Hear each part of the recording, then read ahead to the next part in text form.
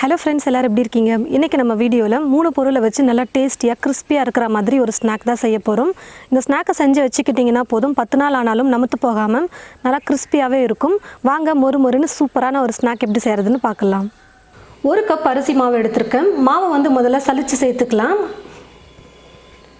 1/2 cup மைதா சேர்த்துக்கிறேன். ரெண்டையும் நல்லா சலிச்சு எடுத்துக்கலாம்.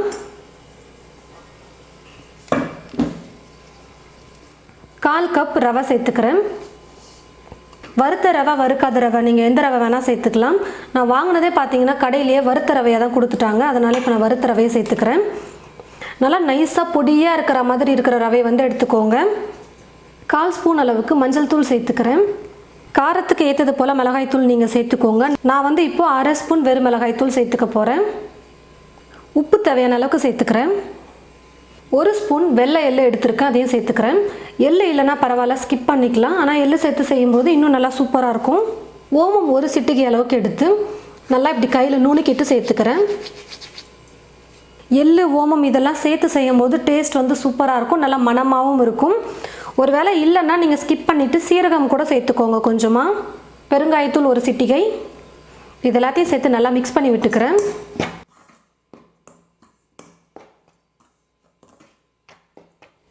எல்லாத்தையும் சேர்த்து நல்லா மிக்ஸ் பண்ணி விட்டதுக்கப்புறமா சூடான எண்ணெயை எடுத்து வச்சுருக்கேன். எண்ணெயை நல்லா சூடு பண்ணி 1 ஸ்பூன் அளவுக்கு சேர்த்துக்க போகிறேன். கொஞ்சம் பெரிய ஸ்பூனுன்றதுனால 1 ஸ்பூன் சேர்த்துக்கிறேன்.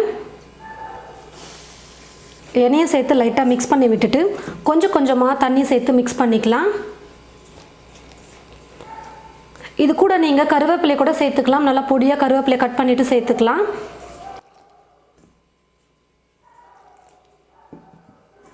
பாருங்கள் ஃப்ரெண்ட்ஸ், கொஞ்சம் கொஞ்சமாக தண்ணி சேர்த்து மாவு நல்லா பிசைஞ்சு வச்சுக்கிட்டேன். கையை வச்சு லைட்டாக இப்படி ப்ரெஸ் பண்ணும்போது மாவு நல்லா ஈஸியாக உள்ளே போகணும்.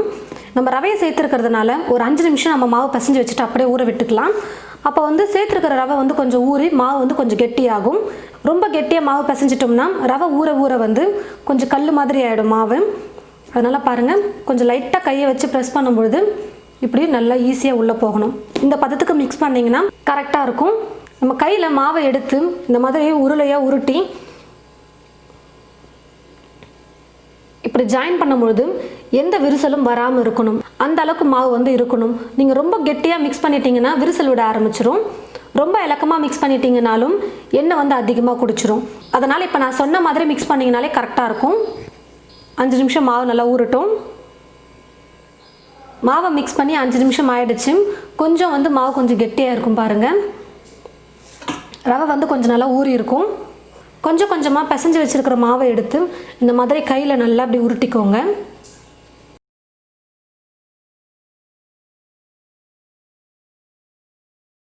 இப்படி உருட்டிட்டு நல்லா இப்படி ப்ரெஸ் பண்ணி விட்டுட்டிங்கன்னா 2 கார்னரும் நல்லா ஜாயின் ஆகிடும். சூப்பராக இருக்குது பாருங்கள். இந்த மாதிரி ரவுண்டாக செஞ்சு எடுத்துக்கணும். இப்போ நம்ம கொஞ்சம் கொஞ்சமாக மாவு எடுத்து செய்யும்பொழுது ஒவ்வொரு ரிங் முறுக்கும் ஒவ்வொரு சைஸில் இருக்கும். அதாவது நம்ம கரெக்டாக ஒரே அளவில் மாவு எடுத்து நம்ம இந்த மாதிரி உருட்டோன்னு சொல்ல முடியாது. அதனால் முதல்லையே சின்ன சின்னதாக மாவு இப்படி எடுத்து வச்சுக்கோங்க ஒரே சைஸுக்கு. இந்த மாதிரி உருட்டி உருட்டி குட்டி குட்டி பாலாக செஞ்சு எடுத்து வச்சுக்கிட்டிங்கன்னா ரிங் சைஸில் ஒரே மாதிரி பண்ணுறதுக்கு கரெக்டாக இருக்கும். கையில் கொஞ்சம் மாவு ஒட்டாமல் இருக்கிறதுக்கு லைட்டாக எண்ணெய் தடவிக்கோங்க. ரொம்ப தடவை வேணாம், சும்மா லைட்டாக எண்ணெய் அப்ளை பண்ணிவிட்டு நம்ம உருட்டிக்கலாம். இந்த மாதிரி சப்பாத்தி கட்டையில் நீங்கள் உருட்டிக்கலாம்.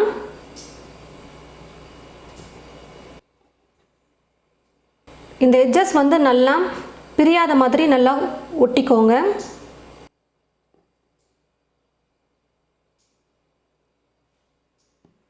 பாருங்கள் ஃப்ரெண்ட்ஸ், இந்த மாதிரியே நான் எல்லா மாவையும் சின்ன சின்ன உருண்டைகளாக செஞ்சு இது போல் ரெடி பண்ணி எடுத்து வச்சுக்கிறேன். கடாயில் எண்ணெய் ஊற்றி வச்சுட்டேன். எண்ணெய் பார்த்தீங்கன்னா ரொம்ப காயக்கூடாது, கொஞ்சம் மீடியம் அளவுக்கு காஞ்சால் போதும். எடுத்துருந்த எல்லா மாவையும் இந்த மாதிரி ரவுண்டாக செஞ்சு ஒரு பிளேட்டில் எடுத்து வச்சுக்கிட்டேன். இப்போ எண்ணெயில் போட்டுக்கலாம். நான் மாவை கொஞ்சம் மொத்தமாக உருட்டி இருக்கிறதுனால எப்பயும் நம்ம ஸ்நாக்ஸ் செய்கிறதுக்கு பொரிக்கிறதுக்கு எண்ணெய் பார்த்தீங்கன்னா ரொம்ப அதிகமாக காய வச்சுருவோம். ஆனால் இந்த ஸ்நாக்குக்கு அப்படி காய வைக்கக்கூடாது. பாருங்கள், கொஞ்சம் லைட்டாக மீடியம் அளவுக்கு காஞ்சால் போதும். ஸ்டவ்வை ஃபுல்லாக வைக்காமல் கொஞ்சம் நேரத்துக்கு மீடியமில் வச்சுட்டே குக் பண்ணிக்கலாம். மாவை எண்ணெயில் போட்டதுமே திருப்பி கொடுக்கக்கூடாது. குறைஞ்சது 1 நிமிஷமாக அது அப்படியே குக் ஆகட்டும். அதுக்கப்புறமா கரண்டி வச்சு திருப்பி கொடுத்துக்கலாம். மாவு போட்டதுமே திருப்பி கொடுக்கும்போது என்ன ஆகும்னு பார்த்தீங்கன்னா கரண்டி வந்து மாவில் பட்டு மாவு உடஞ்சி எண்ணெய் வந்து உள்ளே போயிட்டு வெடிக்க ஆரம்பிச்சிடும். அதனால் எப்போவுமே எந்த ஒரு ஸ்நாக்காக இருந்தாலும் எண்ணெயில் போட்டதுமே நம்ம வந்து கரண்டியை வச்சு கலந்து கொடுக்கவே கூடாது. இப்போ வந்து ஸ்டவ்வை மீடியம்லேயும் வைக்காமல் ஃபுல்லாகவும் வைக்காமல் கொஞ்சம் லைட்டாக மிதமான தீயில் வச்சுட்டு குக் பண்ணிக்கலாம். அப்போ தான் உள்ளே வந்து மாவு நல்லா வெந்து வரும், மேலேயும் கலர் வந்து பார்த்திங்கன்னா சூப்பராக வரும். இப்போ லைட்டாக கரண்டியை வச்சு நான் திருப்பி கொடுத்துக்கிறேன்.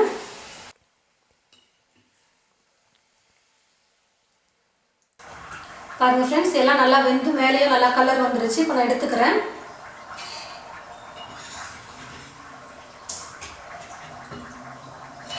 இதே போல் மீதி இருக்கிற எல்லா மாவையும் எண்ணெயில் போட்டு பொரிச்சு எடுத்துக்கலாம். பாருங்கள் ஃப்ரெண்ட்ஸ், நல்லா கிறிஸ்பியாக சூப்பரான ஒரு ஸ்நாக் நம்ம ரெடி பண்ணிட்டோம். அரிசி மாவு, மைதா, ரவை இந்த 3 பொருள் இருந்ததுன்னா போதும். கூட எக்ஸ்ட்ரா நம்ம உப்பு, மிளகாத்தூள் அதெல்லாம் தான் சேர்க்க போகிறோம். அதெல்லாம் கண்டிப்பாக வீட்டிலேயே இருக்கும். இந்த 3 பொருளை மட்டுமே வச்சு நல்லா மொறுன்னு ஒரு ஸ்நாக் நம்ம ரெடி பண்ணிட்டோம். இந்த மாதிரி செஞ்சு வச்சுட்டு நல்லா சூடாறினதுக்கப்புறமா காற்று போகாமல் ஒரு பாக்ஸில் போட்டு வச்சுக்கிட்டிங்கன்னா 10 நாள் ஆனாலும் கூட நமத்து போகாமல் நல்லா மொறுன்னு இருக்கும் இந்த ஸ்நாக்ஸு. நல்லா சூப்பராக இருக்குது பாருங்கள். நான் வந்து கொஞ்சம் மொத்தமாக செஞ்சுருக்கேன். உங்களுக்கு வேணும்னா நீங்கள் இன்னும் மெல்லிசாக கூட நீங்கள் உருட்டி செஞ்சுக்கலாம். இது போல் நீங்களும் உங்களுடைய வீட்டில் ஸ்நாக்ஸ் வந்து செஞ்சு வச்சுக்கிட்டிங்கன்னா அப்பப்போ சாப்பிட்றதுக்கு ரொம்ப சூப்பராக இருக்கும். இது போல் நீங்களும் உங்களுடைய வீட்டில் இந்த ஸ்நாக்கை ட்ரை பண்ணி பார்த்துட்டு எப்படி இருக்குன்னு மறக்காமல் கமெண்ட் பாக்ஸில் வந்து கமெண்ட் பண்ணுங்கள். இந்த வீடியோவை மற்றவங்களுக்கும் ஷேர் பண்ணுங்கள். இது போல் நிறைய ரெசிபீஸ் பார்க்க தமிழ் ஃபுட் மசாலா சேனலை மறக்காமல் சப்ஸ்கிரைப் பண்ணிக்கோங்க. கூடவே பக்கத்தில் இருக்கிற பெல் ஐக்கானை கிளிக் பண்ண மறந்துடாதீங்க. தேங்க்யூ.